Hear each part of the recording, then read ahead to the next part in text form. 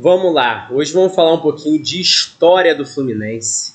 O Samuel Xavier fez gol agora no jogo de sábado, né? Eu fiz questão até de, no título do meu vídeo, colocar lá o ídolo Samuel Xavier decide, valorizando, né, o lugar do Samuel Xavier no Fluminense, né? Realmente é um lateral histórico do clube.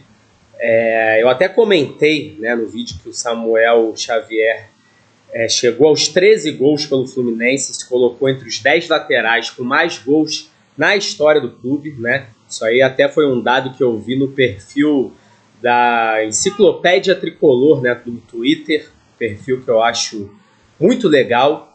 E assim, outro jogador que se destaca muito quando a gente fala em laterais goleadores da história do Fluminense é o Gabriel, né? Um jogador que tem aí 28 gols pelo Fluminense, e que em 2005, né, fez 24 gols, uma coisa inacreditável, e tenho visto muito, né, nas redes sociais, cada vez mais gente falando, Gabriel, porra, foi o melhor lateral direito que eu vi no Fluminense, ele era foda e tudo mais, né? E eu acho que, assim, existe meio que uma tríade de laterais quando a gente fala de história recente do Fluminense, né? Últimos 20 anos.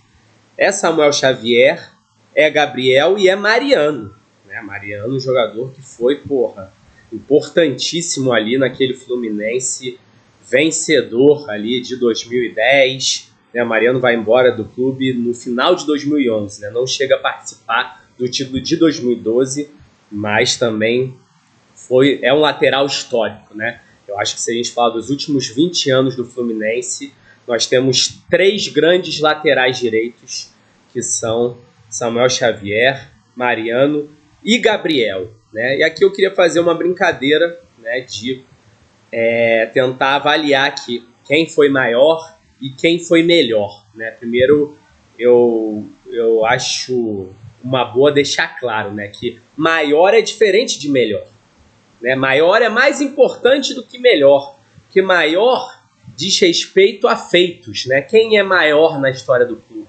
Os maiores jogadores da história do clube. Isso é diferente de melhor, né? O Fluminense teve vários jogadores incríveis, mas nem todos esses jogadores incríveis fizeram história no clube, né, cara? Então, assim, maior diz respeito a feitos. Melhor é o desempenho do cara ali dentro de campo, que também, lógico, é importante. E quando a gente fala de maior, o desempenho, lógico, faz parte disso, né? É um dos fatores, né? Mas aí a gente vai ter desempenho dentro de campo, a gente vai ter tempo de clube, a gente vai ter títulos, né, cara? E assim, eu vou começar avaliando aqui o mais importante, né? Qual desses 3 é maior na história do Fluminense? E como eu disse, aqui entram vários fatores. Para mim, e aí é uma coisa pessoal minha, cada um vai ter seu critério, as coisas que mais valoriza, né? Eu sou um cara que valorizo muito o tempo de clube. Acho que para você ser um ídolo, um jogador grande na história de um clube grande, você tem que ter muito tempo de clube. Você tem que vivenciar aquilo, passar por várias situações, vários momentos, né? E se você é um cara que conseguiu ser titular, ter muitos jogos por um Fluminense, isso quer dizer que, né, você jogava num bom nível. Mas aí, lógico, além do tempo de clube, você vai ter também o desempenho do cara, né? E você vai ter títulos. Na parte de títulos, eu gosto sempre também de juntar com protagonismo, né? Porque só título, eu acho que não conta a história, porque título é uma questão coletiva, né? O jogador não ganha um título sozinho. E às vezes o jogador ganhou um título e não fez porra nenhuma, era reserva.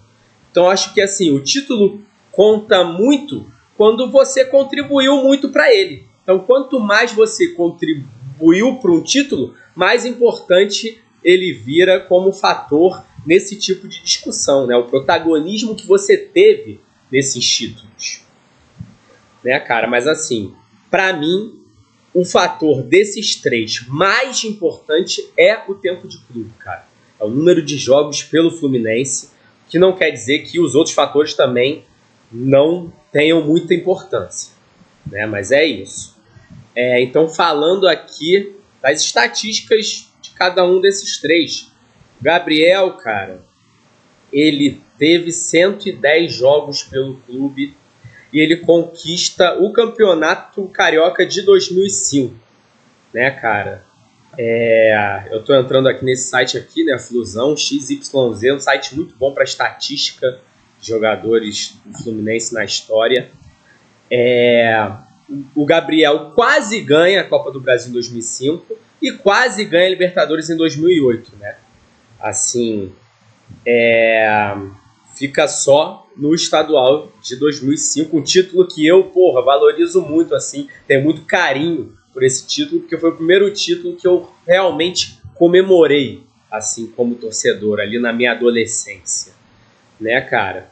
Mariano, a gente pega aqui estatísticas, teve 167 jogos e conquistou, né, o Campeonato Brasileiro de 2010, né, sendo muito importante, né, um jogador ali que era um dos melhores jogadores daquele time de 2010. E Samuel Xavier, 238 jogos, né, cara, isso é muito relevante, e conquistou aí, né, 2 estaduais, Libertadores e Recopa, né, cara?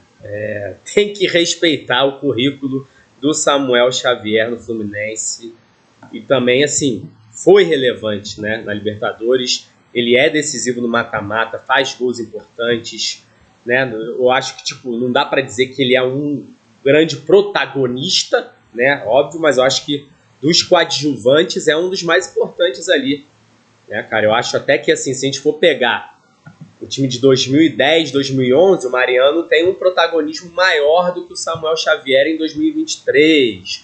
Né? O próprio Gabriel em 2005, né? O que o Gabriel fez em 2005 foi absurdo, né, cara? Em 2008 o Gabriel já não é mais o mesmo jogador, né? Não desempenha no mesmo nível. Eu até acho que na Libertadores de 2008 o Gabriel ele tem menos protagonismo até do que o Samuel Xavier na Libertadores de 2023, né? Joga bem e tal, mas já não é a mesma coisa.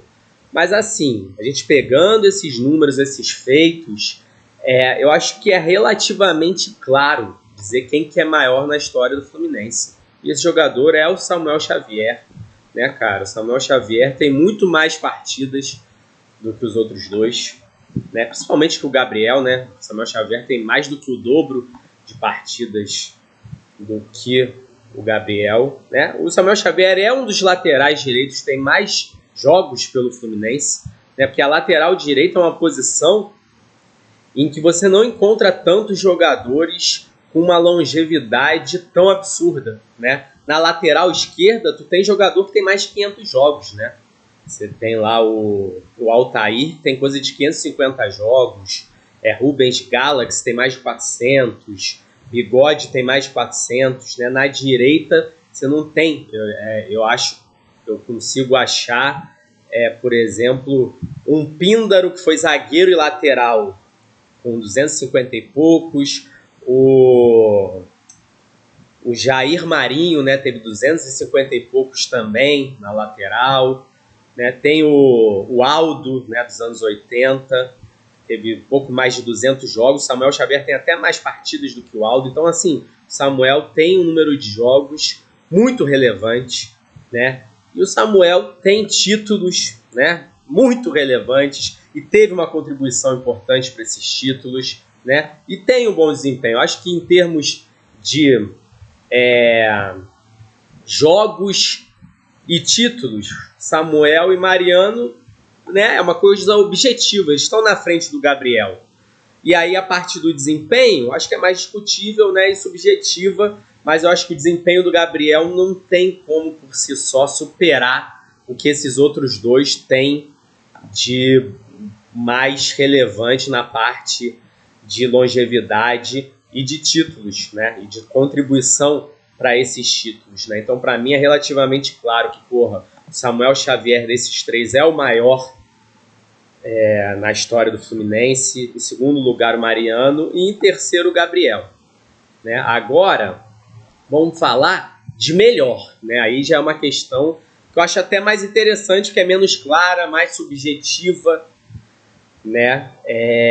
E assim, eu acho que até a minha opinião aqui até vai ser um pouco polêmica. Que é isso, eu tenho visto muita gente nas redes sociais aclamando o Gabriel. Pô, foi disparado o melhor lateral que eu vi no Fluminense.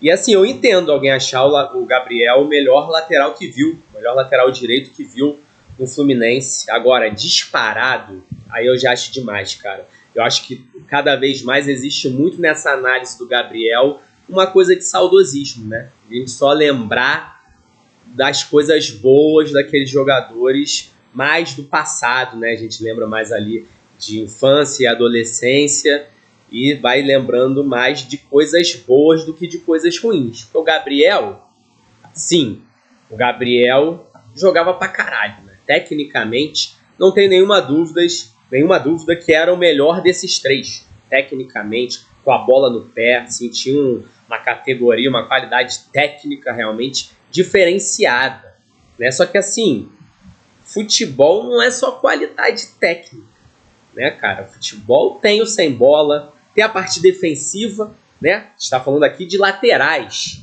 Então tem a parte defensiva, tem a parte física, tem a parte mental. E eu acho que o Gabriel perde desses outros dois jogadores em todo o resto, né? Ele só ganha realmente na parte técnica e de habilidade, parte ofensiva, o que é bastante coisa já também, né? Mas assim, eu acho que o Gabriel, cara, ele era um jogador que, assim, a parte mental dele também era meio complicada. É um jogador que tinha uma fama ali de, né, meio mascaradinho, né? Aquele jogador que trotava ali para voltar para marcar, não tinha aquela vontade toda, né? Assim, eu acho que não é coincidência que o Gabriel ele é uma das caras de um time de 2005 que dá uma das maiores pipocadas da história do Fluminense, né? Chegando ali, faltando 5 rodadas para acabar o Campeonato Brasileiro, o Fluminense precisava de 1 ponto para se classificar para a Libertadores. 1 ponto. O Fluminense conseguiu perder 5 jogos seguidos. 5 jogos seguidos. Né, cara? Eu acho que não é coincidência que o Gabriel, na carreira dele, não foi um jogador vencedor, né? Não era um líder, não era um cara que agregava no ambiente fisicamente, não era nenhum leão, longe disso, né? Então, assim, era um jogador que tinha os seus problemas e assim, por isso, se você olhar a carreira do Gabriel, cara, a gente vai ver que ele teve muita dificuldade em se firmar em algum lugar, né? O Fluminense foi o lugar em que ele teve mais destaque, disparado, né? No São Paulo, ele aparece muito bem, mas ele não consegue. Ele tem seus altos, mas também tem seus baixos, como ele tem na maioria dos clubes que ele joga na carreira, né? Quando ele sai do São Paulo, ele não é titular, ele não consegue se firmar como titular absoluto no São Paulo durante um longo tempo, né? Tudo bem que ele tinha ali uma concorrência dura, o São Paulo naquela época, né, era muito forte, e aí vem para o Fluminense, né, por não conseguir se firmar como titular no São Paulo. E aí tem a melhor temporada da carreira em 2005, né, 24 gols, números de centroavante. Tudo bem, a gente tem que fazer a ressalva de que ele era o batedor de pênaltis do time, fez 11 gols de pênalti, né, você tira esses 11 gols, sobra ali 13 gols, que também é uma marca foda, né, e jogou muita bola mesmo em 2005. Né, em 2008 já não é o mesmo jogador, eu acho importante destacar, ele volta ali no segundo semestre de 2007 e vai embora depois da Libertadores, né? Não fica 2008 inteiro, nem 2007 inteiro, né? E até por isso, cara, dá muito para falar que o Gabriel, assim, realmente ele é um jogador um pouco de uma temporada só, que só em 2005 que ele tem esse destaque todo absoluto, é convocado para a seleção, né? E depois nunca mais. Ele tem seus bons momentos na carreira, tirando esse 2005, mas não consegue ter uma consistência em lugar nenhum. Vai para o Málaga, não dá certo na Europa, aí vem pro Cruzeiro, não tem nenhum grande destaque, tanto que depois volta pro Fluminense. Aí do Fluminense vai bem, né? Não é o mesmo destaque de 2005, mas vai bem. Aí vai pra Grécia, né? Não faz nenhuma grande carreira na Europa, volta pro Brasil, onde joga lá no Grêmio, no Inter, onde tem também seus altos e baixos. E aí vai para os Estados Unidos, né? E é um jogador que você tem poucas temporadas na carreira dele em que ele consegue um número muito grande de jogos, né? 2005 ele tem 66 jogos e é isso, né? Tem um ano ali no São Paulo, logo quando ele começa, que ele tem 49 jogos e não consegue muito mais do que isso, né, cara? Tem até uma temporada aqui no Inter em que ele consegue 49 jogos em 2013, mas não era um jogador consistente. E eu acho que tanto o Mariano como o Samuel Xavier foram jogadores mais consistentes e que te entregavam um pacote completo maior, né, cara? Primeiro que, cara, o Mariano no auge, ele também foi absurdo. Mariano 2010, protagonista do time. 2011, talvez o Mariano tenha sido o melhor jogador do Fluminense na temporada, né? Foi ainda mais protagonista do que em 2010. Né, mas 2010 dá para falar que ele era ali um dos 3 melhores daquele time. Assim, o Mariano no auge era um foguete, ele botava na frente e ninguém pegava, fisicamente muito acima, né?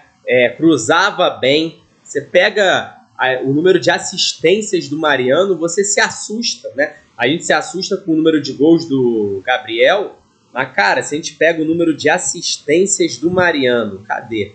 Aqui. Né?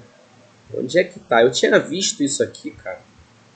Onde é que tá o número de assistências do Mariano? Teve mais de 30 assistências. Não sei se é aqui, nesse site que eu vi, ou se era em outro. Enfim, o Mariano teve mais de 30 assistências pelo Fluminense, né? Tanto o Gabriel como o Samuel Xavier tiveram coisa de 15.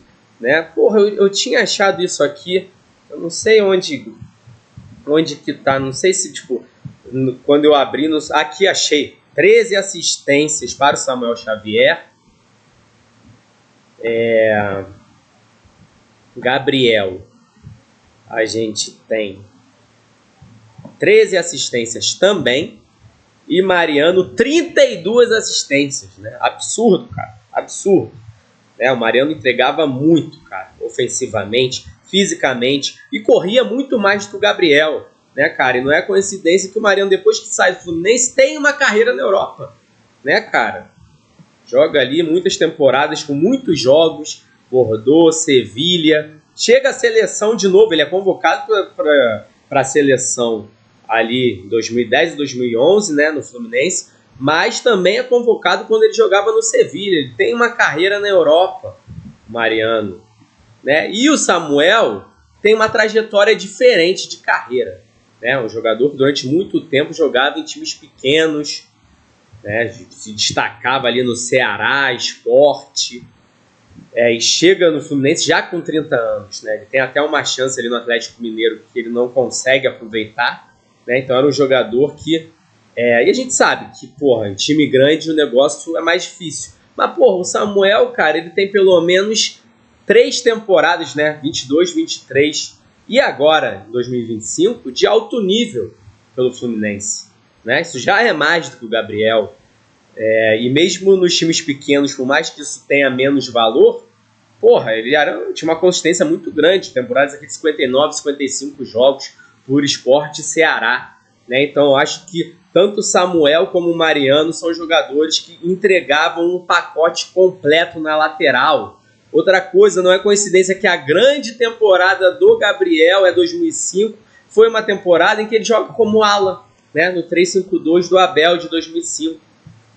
Aí sim, ele tinha uma situação perfeita, né? Como ala, porque ofensivamente, realmente, tecnicamente, como eu disse, ele era o melhor disparado dos 3. Mas no pacote completo, eu não acho que o Gabriel era o melhor dos 3. Né? Pelo contrário, né? Agora terminando a avaliação. Para mim, dos 3, o melhor jogador é o Mariano. É o Mariano. E, de novo, eu agora, uma questão minha, né? No meu time, eu escalo primeiro o Mariano, segundo Samuel Xavier, né, que é um cara que também tem uma liderança foda, corre, né, mesmo com 30, chegando no Fluminense com 30 anos, né, o Gabriel chega no Fluminense com 23 anos, né, segunda passagem está com o quê? 28, 27. O Gabriel, o Samuel hoje com 35, 36 anos, corre mais que o Gabriel no auge, né, então assim, falando de melhor, em primeiro lugar eu coloco o Mariano, em segundo lugar eu coloco o Samuel, e em terceiro lugar eu coloco o Gabriel, né, que é um jogador que tecnicamente era foda, mas para mim tem sido superestimado por muita gente aí por uma questão de saudosismo, né? Com certeza muitos torcedores do Fluminense não concordarão comigo, mas é isso, galera. Saudações tricolores. Grande abraço. Valeu.